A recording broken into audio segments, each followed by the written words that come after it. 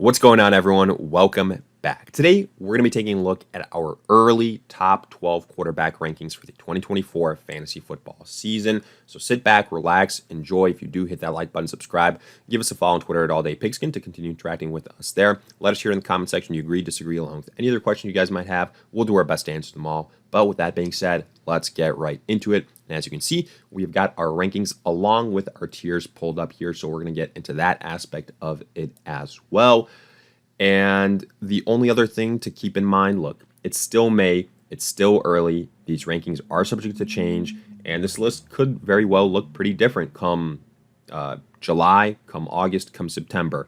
And when we update it, there's going to be injuries, things of that nature, so it'll be a good exercise to look back on. But with that in mind, let's kick it off. Tier 1, basically these are the guys that are set and forget types of talent, highest ceilings, highest floors.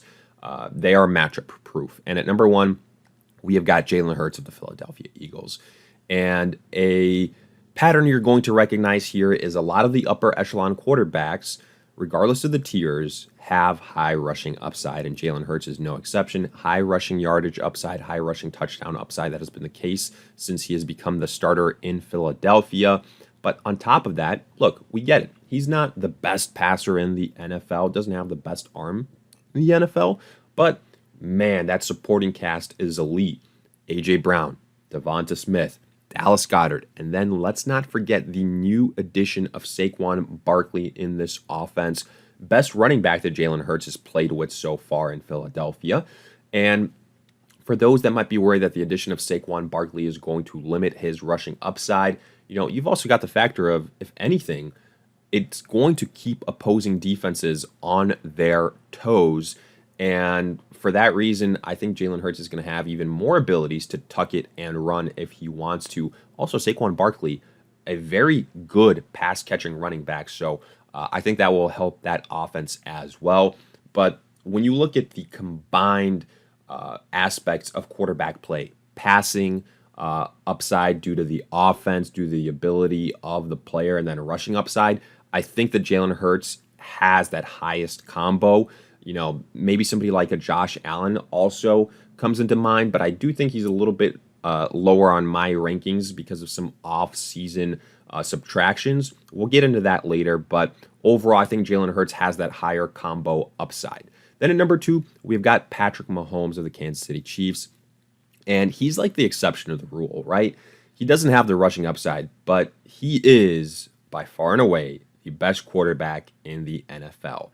And that is going to win you a lot of points because for passing yardage upside and passing touchdown upside, it's so much higher than some of these other guys that it will make up for the rushing inabilities.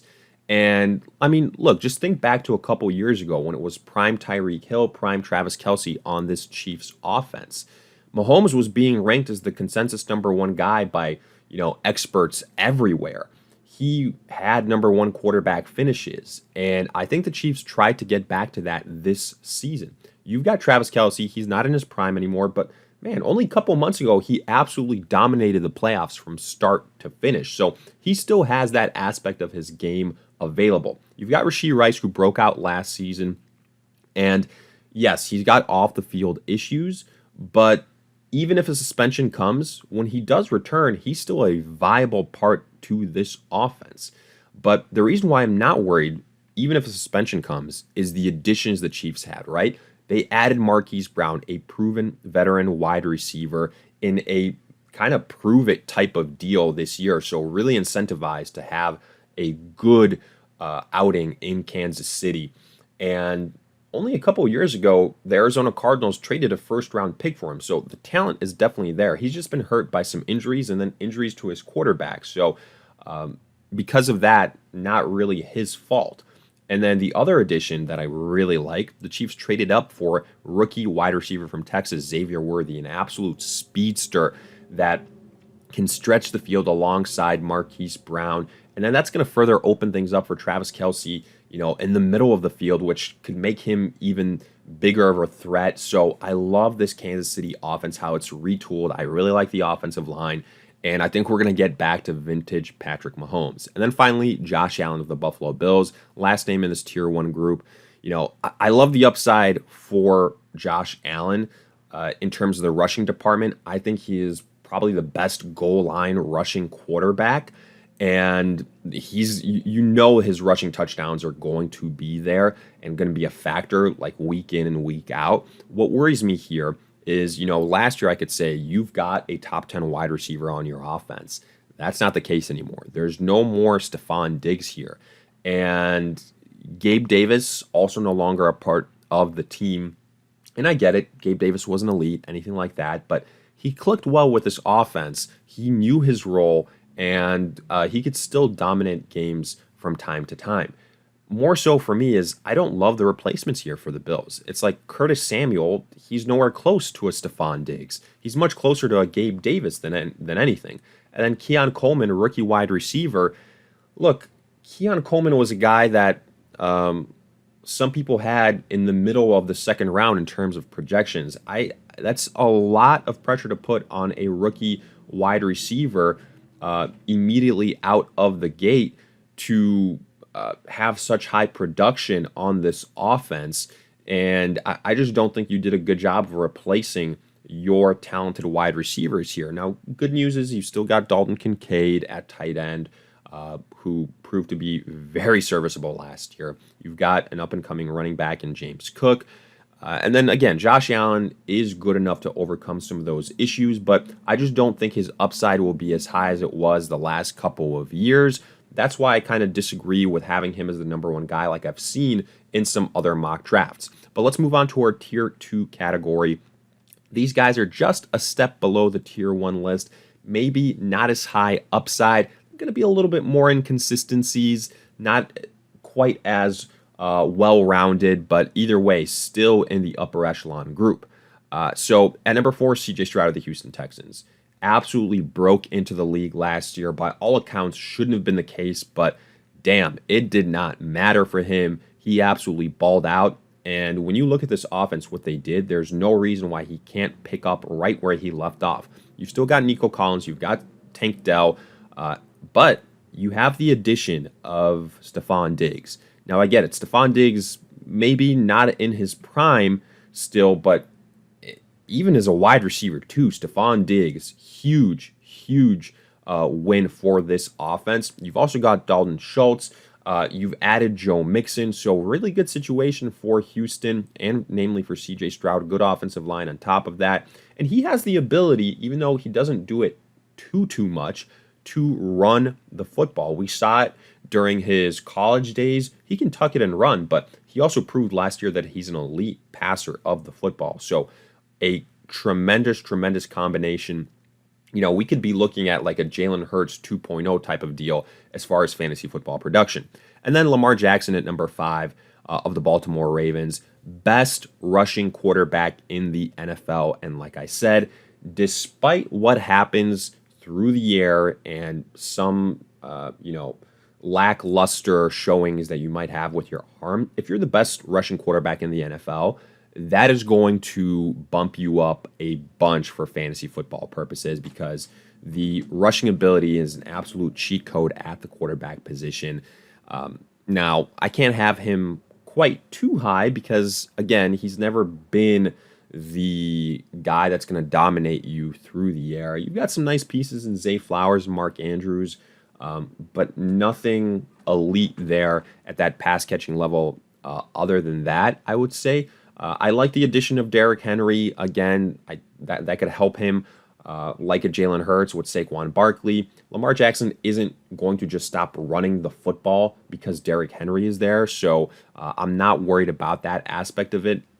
I would just say, look, last year and in years prior, when the rushing dominance isn't there, those have been the games typically where the fantasy production has been lower.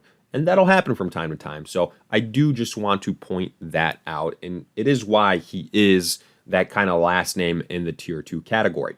But let's now transition to our tier 3 list. To me, these are lower end quarterback ones. And, guys that can potentially also fit in the high-end quarterback 2 category. long list here, in my opinion. We start with Joe Burrow of the Cincinnati Bengals. Young, talented quarterback. The tough thing for Burrow has been injuries these last couple of years, or maybe even starting the season hurt. We've seen it for the last 2 years. The Bengals offense is just stuck in mud the first couple of weeks of the season, and then Joe Burrow kind of adjusts, figures it out, or heals up a little bit, and then they kind of get it going. So I'm hoping we have a healthy Joe Burrow to start the year. And I always say this, look, yes, there's some players that get hurt. There's recency bias that goes into it. Joe Burrow is going to fall into that category for the quarterbacks. But when we do projections, when we do rankings, we have to assume as if you're going to play a full season, assuming you're healthy at the point of the rankings are being made, right? Now, yes, because of the injury history, you can say there's more risk attached to him. I will not disagree with that. If you want to knock him down a couple of points, then sure, go ahead. I think a lot of these names here are interchangeable in the tier 3 group. So for that reason, I understand it. But look, he has the talent. He has the elite playmakers around him. He's got Jamar Chase, a top 3, top 4 wide receiver in the NFL. He's got T. Higgins, one of the better wide receiver 2s in the NFL as well. So I really like the situation. He has the support. So I like the upside for Joe Burrow from that perspective. Then at number 7, we've got Dak Prescott of the Dallas Cowboys. And again, he had a really strong showing last year. CeeDee Lamb broke out. Brendan Cooks is there. You've got Ferguson. Good offensive line that has lost some pieces, so not quite as elite. Ezekiel Elliott was added back to the rotation, so we'll see what this rushing attack looks like, but I don't think it can be any worse with an underperforming Tony Pollard from last season. But either way, Dak Prescott in that situation last year was able to put together some really, really strong performances. And again, I don't think anything has changed that much this year for the worse. So with that being said, I think Prescott can kind of pick up where he left off as well. Then number 8, Anthony Richardson of the Indianapolis Colts. And this is the guy I will put my hand up. He is the hardest to rank for me. Namely because the sample size. The sample size isn't there. He got hurt early last year. And the way people are doing projections right now is all on speculation with Anthony Richardson. And that is worrisome. Because, yes, look, the talent is there, the rushing upside is there, and that's why people are falling in love with him, because they look at a guy, his stature, his build, a guy that can dominate opposing defenders, and you get excited about that. You throw in the rushing upside, and it's like, okay, well, he's got the makings to be like, the next Cam Newton or something like that. But I'm really curious to see what we're going to see from him. He basically lost out on his rookie year. Is he a guy with his stature that's susceptible to injuries? TBD, right? But the good news is you've got a lot of great playmakers on this offense. Michael Pittman, Josh Downs, you added Adonai Mitchell. You've got a good offensive line. So that is really exciting. It's going to raise the floor a little bit. But to me, what I'm going to be looking for is how is Richardson basically now in his rookie year? Like, I don't count last year as his rookie season. He only had a handful of games. To me, this is his real kind of rookie year. How is he going to bounce back? Is he going to look to run first? Is he going to look to pass first? Is it going to be a combo? So just a lot of question marks here, which is what is at the end kind of preventing me from putting him any higher. And again, he's going to be the guy that fluctuates the most in my rankings. I already know it. He's going to be basically the risk or reward guy, the boom or bust. How much do you want to stake your potential season with Anthony Richardson if you go into the year with him as your number 1 fantasy football quarterback? At number 9, we've got Aaron Rodgers of the New York Jets. And people are probably going to call me out for this one. Look, I don't care. Aaron Rodgers, now that he's back healthy, very unfortunate injury with the Achilles, like right at the start of last season. First series, brutal start to his career as a New York Jet. But look, there were talks that he could return last year if the Jets were in playoff contention. So I think he'll be fine this year. And this offense, the Jets did a good job of upgrading the offensive line, which I think was priority number one. You've got Garrett Wilson, who I think is a borderline top 5 wide receiver in the NFL. You added Mike Williams. You've got Breece Hall, who I think is top 5 running back in the NFL. And look, the last time we saw Aaron Rodgers healthy with elite playmakers around him, the guy was putting together MVP seasons in Green Bay. So I'm not worried about this. I think that he still has a couple of years left, and I think he's going to be absolutely on a campaign to be like the comeback player of the year. I think we're going to see like Tom Brady year one of the Tampa Bay Buccaneers.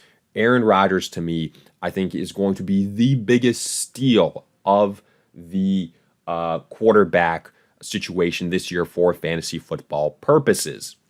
Then at number 10, I've got Kirk Cousins, another guy that I'm higher on than most. An asterisk, this one has everything to do with his own rehab from his Achilles injury. If we get closer to August, September, and there's still kind of question marks, the timetable is uncertain, he will go down these rankings. And, you could argue the Falcons don't have to rush his comeback after they drafted Michael Penix. So there's also that aspect of it. But Kirk Cousins is going to be the starter, obviously. And you look at this offense for the Falcons, man, Drake London, Kyle Pitts, Bijan Robinson, really good situation, good offensive line. And look, Kirk Cousins might not be the best real-life NFL quarterback, but for fantasy football, he has always been a stat sheet stuffer. He's been a guy that is a very fantasy-friendly quarterback, and I think that will continue in Atlanta. Again, the biggest thing will be, when does he return from his injury? But now let's kind of wrap this thing up with our last 2 names on this list in the Tier 4 category. I've got Brock Purdy of the San Francisco 49ers, who was a breakout at the quarterback position last year. I saw a lot of teams last season that had Patrick Mahomes and Brock Purdy, for example, and they were starting Brock Purdy ahead of Patrick Mahomes. And I think the thing with Purdy is he is in the perfect system for him. He has a really good offensive line. He's got the best running back in the NFL with Christian McCaffrey, best pass-catching running back on top of that, and an offense that is absolutely loaded from top to bottom. You have got, Brendan Ayuk. You've got Deebo Samuel. You've got Ricky Pearsall, who they drafted in the first round this year. I'm a lot higher on him than most. And then you've also got George Kittle. Man, you have a million different options here. You've got a good defense as well that's going to give a lot of opportunities for this offense. So to me, Brock Purdy, even though he's not the most talented guy, he is in a situation where the offense, the team as a whole is really good, and it's going to lead to a lot of scoring opportunities, just like was the case last year. It's not going to be sexy, but the guy can get you, close to 20 points most weeks, and I do think that is worth something. A lot of times, folks, it's as simple as this. You surround a capable player with just immense talent, he's going to produce for fantasy football purposes. I think that's kind of similar to like how Kirk Cousins started with Minnesota. It's like, okay, well, we don't love the talent in Kirk Cousins, but I mean, Justin Jefferson, TJ Hawkinson, Jordan Addison, healthy Dalvin Cook, and it's like, okay, well, that's hard to ignore. I think that's what we're looking at with Brock Purdy. And then finally, Caleb Williams, the Chicago Bears. I'm higher on Caleb Williams than most. If you buy into the hype with him, basically that he is the best quarterback to come out since Patrick Mahomes, then it's hard not to get excited about him. And I will say, like, when we get to this point, like right around the 11th, 12th, 13th best overall quarterback, it is all really close. A bunch of guys could be swapped at this number 12 spot, like a Kyler Murray, a Matthew Stafford, just to name a few. But I'm going with the upside here. I'm going with the talented guy in Caleb Williams that's going to the best landing spot maybe ever for a rookie quarterback in the Chicago Bears. You've got DJ Moore. You added Keenan Allen. You drafted Rome Odunze, I think the best trio of wide receivers in the NFL, period. You've got good running backs. You added DeAndre Swift. You've got a serviceable offensive line. And again, if you buy into Caleb Williams, the hype, even at like 80, 90%, this is going to be a special season. You've also got an underrated defense. I'm excited for Caleb Williams. I'm banking on the upside here. And again, the nice thing is it ain't going to cost you all that much draft capital. That's the great thing here once you get into this tier 4 category. And some of these guys still have the high upside.